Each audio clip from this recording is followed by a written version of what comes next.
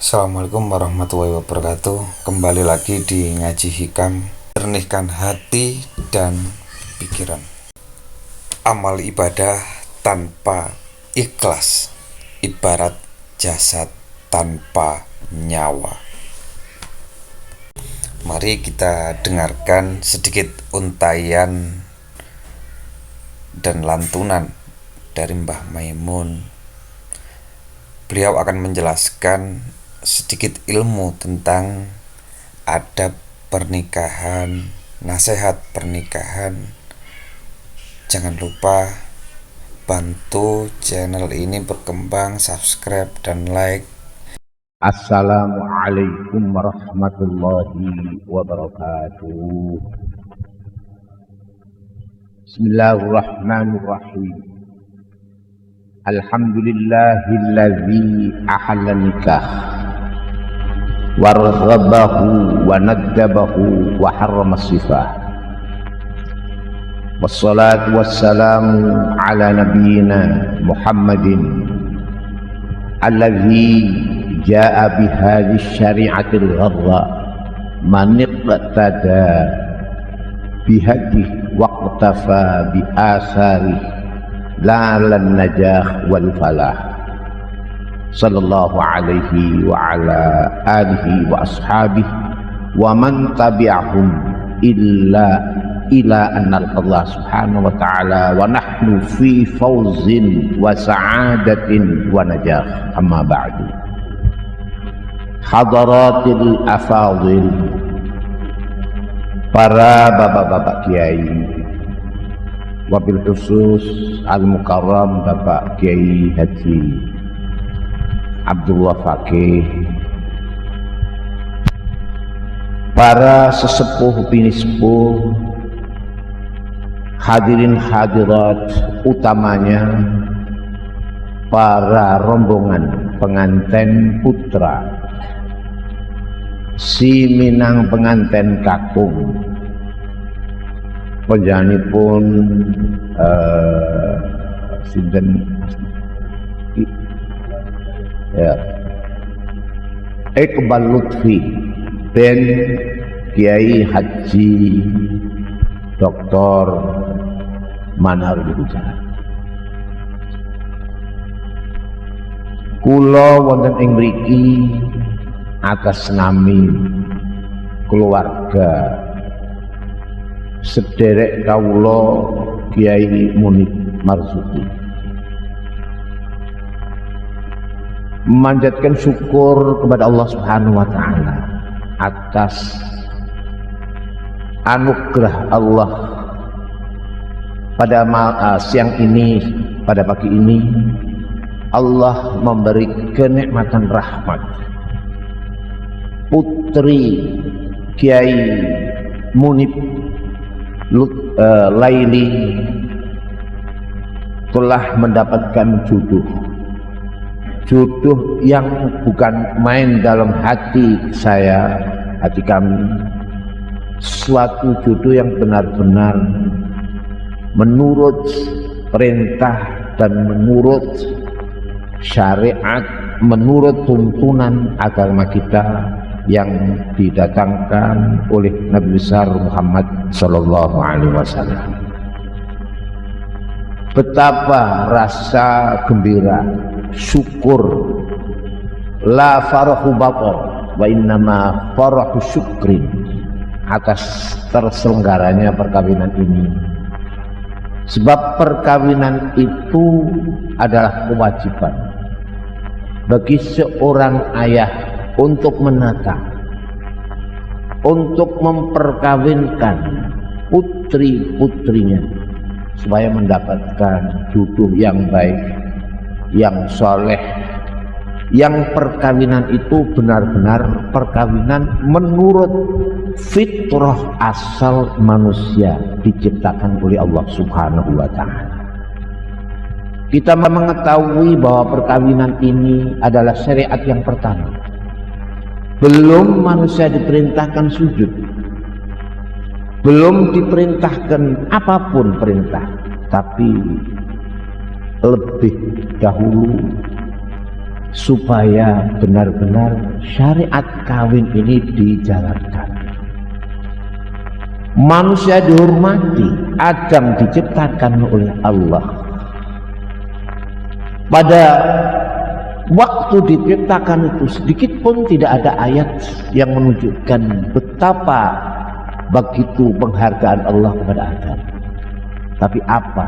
Setelah Adam kawin dengan Hawa, baru itu Adam dihormati, diberi tahiyat oleh semua siapapun makhluk yang ada, seraya Allah berfirman, ya Adam uskun anta wa zawjukal jannah. Pada waktu itu, untuk mengabadikan benar-benar kawin ini fitrah asli, suatu kehormatan bagi manusia, Adam dengan Hawa duduk bersama-sama dengan kursi yang dikatakan manasoh. Manasoh itu apa? Kursi untuk kehormatan yang diwariskan ciptaan itu daripada dahulu manusia dihormati, yaitu kursi panjang. Oleh karena itu sampai para ulama mengatakan dalil yang utama binassil Quran wa nassil hadis, dari kata-kata manasoh. Manasoh kursi ingkang kangge ikram wa ijlal, la hunaka a'zam min dzalik. Sampai sekarang kursi-kursi itu dipasang, ada kursi panjang. Ini menunjukkan fitrah manusia.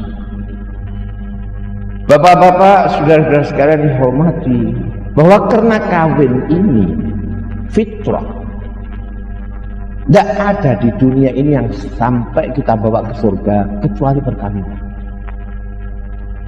Dan menurut ulama hanya dua masuk surga itu yang dibawa utuh, satu perkawinan, dua iman kepada Allah. Al-iman billah wal nikah la ba'dahuma.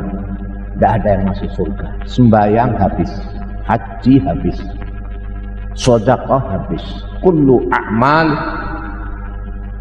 semuanya inqita illa al-iman billah wan nikah. Hanya dua ini. Oleh karena itu ulama itu walau berselisih, tetapi pokok pengamalan satu, tidak ada perselisihan. Apa itu perselisihan? Selain daripada iman, itu adalah amal. Amal itu masuk iman atau tidak? Ikhtilafal ulama. Fa inna minhum may yaqul bi anna al-iman la yazid wa la yanqus. Fa innal iman amrun qalbiyyun i'tiqadiyun wal i'tiqad la yazid wa la yanqus. Tetapi ulama yang lain yang banyak adalah al-iman yazid wa yanqus. Li'annahu warada an Rasulillah sallallahu alaihi wasallam annahu qala al-iman yazid wa yanqus. Tetapi biar ada berselisih, tetapi enggak ada orang yang mengatakan bahwa amal itu akan dibawa ke surga. Semuanya adalah menambah amal yang menambah keimanan. Ada rangkaian dengan iman, ada hubungan dengan iman. Oleh karena itu iman ini menjadi pokok. Amal kadang-kadang menjadi berselisih. Kadang-kadang ulama mengatakan rubba amalin sholihin yu'aqibu syarran wa rubba amalin sayyi'in yu'aqibu khairan. Masih ada.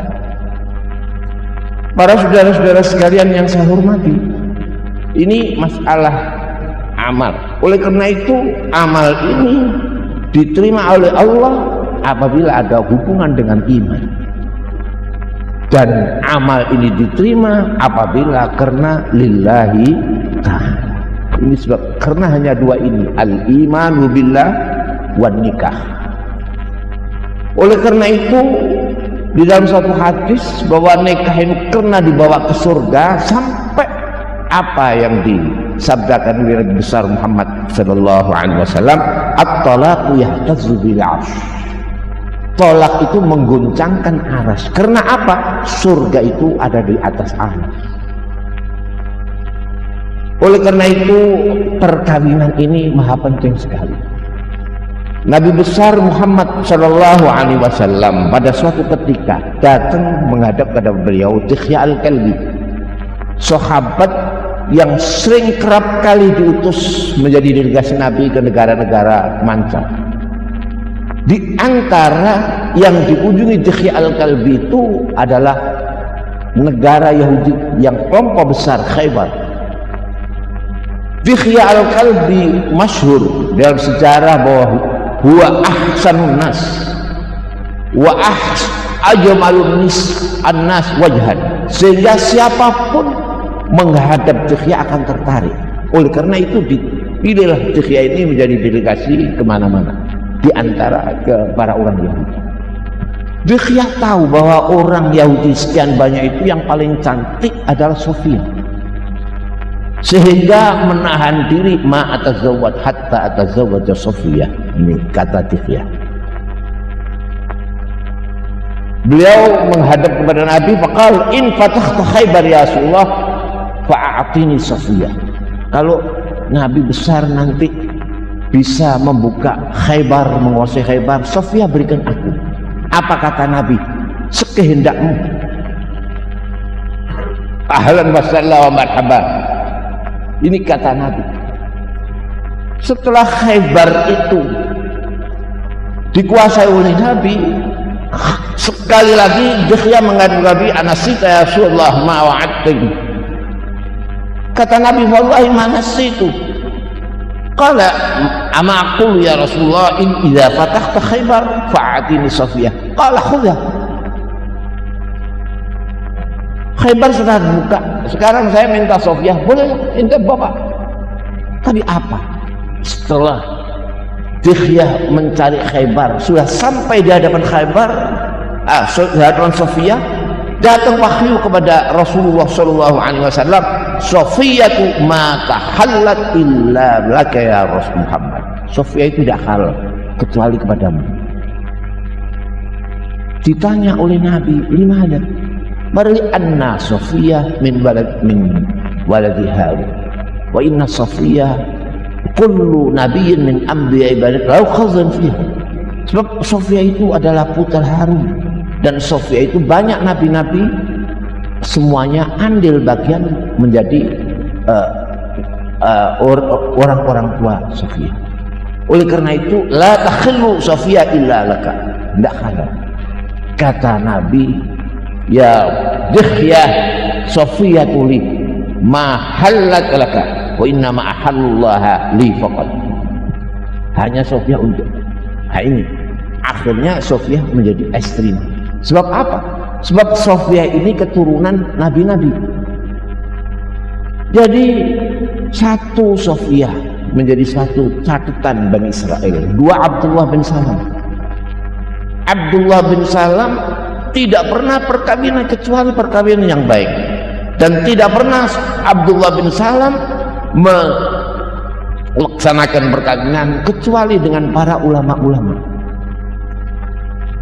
Indahnya Abdullah bin Salam ini, semua orang Yahudi masuk Islam, ada sebagian karena berkah Abdullah bin Salam. Ini kesemuanya pernikahan itu dari pokok pangkal kebaikan,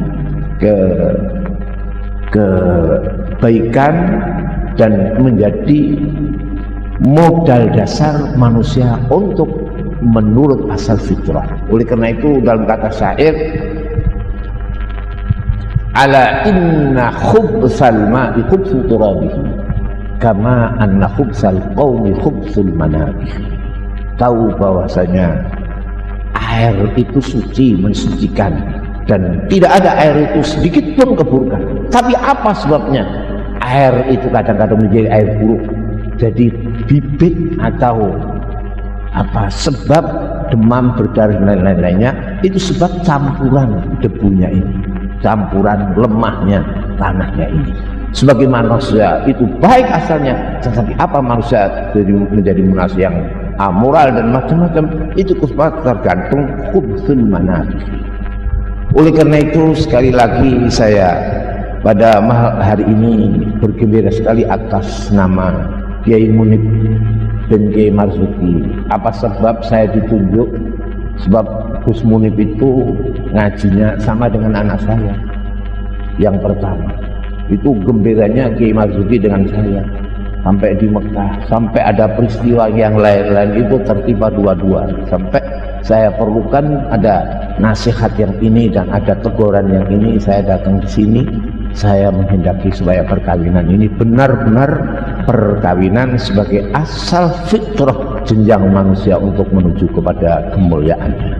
Oleh karena itu saya mengharap perkawinan ini supaya benar-benar jangan hanya perkawinan karena di dunia saja, tetapi lebih penting di dunia dan akhirat. Akhirat lebih penting, sebab akhirat ini harus kawin, harus kawin. Sebab akhirat itu orang masuk surga bukan sebagai membentuk mawaddah, sakinah, mawaddah, warahmah saja, tapi benar-benar surga itu berjenjang manusia menjadi maharaja. Sebab surga itu paling enggak dalam hadis Bukhari kamasali ad-dunya wa asyri amsalihha. Seorang surga itu paling minimal sama dengan dunia seisinya lipat kali 10. Sehingga siapa yang masuk surga? Maharaja. Wa idza ra'aita samma ra'aita na'iman wa mulkan kabira. Kalau kau lihat di sana tidak ada kecuali kenikmatan dan kerajaan yang besar. Seorang menjadi penghuni surga, seorang menjadi maharaja. Oleh karena itu ini yang maha penting permaisuri ini. Jadi ada orang masuk surga tanpa mempunyai istri, tidak ada istri, itu namanya ada raja tanpa permaisuri. Itu aibun azim, aib yang besar.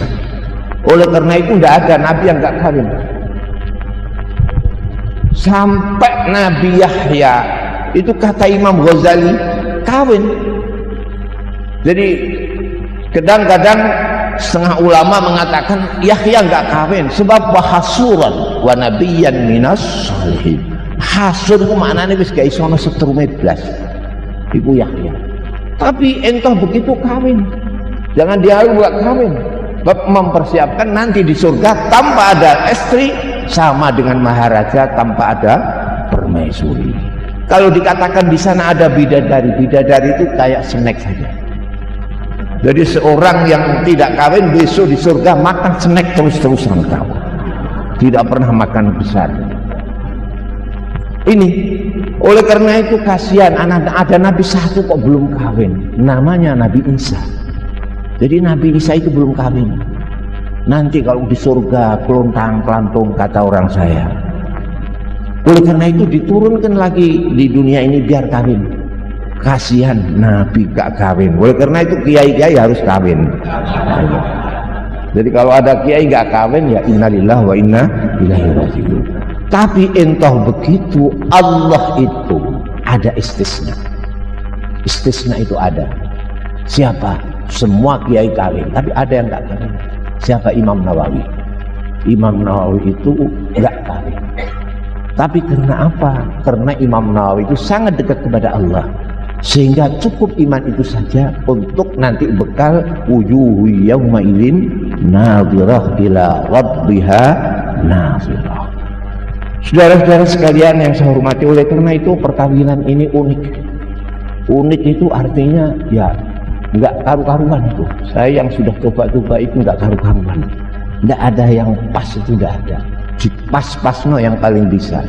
Wong Nabi itu istrinya 9. Itu mestinya kesemuanya kan rukun-rukun, tapi enggak, ada kelompok.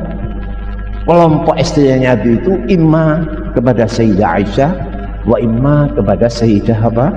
Sofia. Sofia yang bagian rewel-rewel, Aisyah yang bagian nurut-nurut. Jadi ada yang nurut, ada yang rewel. Oleh karena itu kalau kawin harus mau resiko, ada yang bagian rewel, ada yang bagian apa? Nurutan. Yang bagian nurutan ini enak. Tapi biasanya yang nurutan itu rezekinya rada kurang. Itu semarahi orang ada. Itu mesti ada. Jadi mesti ada saja itu. Nurut neng ora patek ngrezekeni. Neng rewel sithik-sithik rezekine berlimpah-limpah ngono ya. Itu sulit, di dunia itu sulit. Jadi oleh karena itu Nabi sendiri nggak tahan kepada Sofia itu, sebab rewelnya. Sofia itu putra Sayyidina Umar, jadi mewaris dari Sayyidina Umar masalah kekerasan. Sampai sebelum dikawin Nabi ditawarkan kepada Sayyidina Utsman. Kata Utsman, saya tidak bisa, Utsman, saya tidak bisa kawin dengan putrimu, tidak bisa. Apa sebabnya? Sebab saya ini mas'ul, sebab saya ini bagaimana, bagaimana yang dimaksudkan bahwa saya ini mesti menunggu putri Nabi yang kedua ini. Jadi kalau saya ini yang satu meninggal, ini mungkin saya itu akan dikawinkan putri yang kedua. Sebab Utsman itu Dzinnurain wal Hijratain. Kemudian setelah Utsman datang kepada Abu Bakar. Abu Bakar menolak keras. Itu mangkele Sayyidina Umar, sehingga terjadi permusuhan antara Umar dengan Abu Bakar. Dipisah oleh Nabi, ya Utsman, ya Umar, saya tazawwaj bintaka man huwa khairun min Abi Bakar wa yatazawwaju Utsman man huwa khairun min bintik. Utsman bakal kawin orang yang lebih baik daripada putrimu, dan putrimu akan dikawin oleh orang yang lebih baik daripada Abu Bakar. Bunga rasanya sinten Sayyidina Umar, sehingga berselisih wajahnya. Umar datang kepada Abu Bakar, mencium tangan Abu Bakar, minta maaf. Akhirnya Kanjeng Nabi mengkawinkan putrinya kepada Utsman kedua kali, dan Abu Bakar Sayyidah Sofia dikawin oleh Nabi besar Muhammad sallallahu alaihi wasallam, didudukan istri yang nomor dua, Aisyatun wa Hafsatun wa Saudah, Sofiyatun Maimunatun wa Ramlah. Ini Aisyah Hafsah. Oleh karena itu di sini ini unik. Apa itu? Lama Nabi ngempet. Iya bener Abu Bakar itu. Wis ora ono bener kaya Abu Bakar. Pancen ora ono wong sing paling rewel kaya Sayyidah Hafsah. Akhirnya akan ditalak oleh Nabi.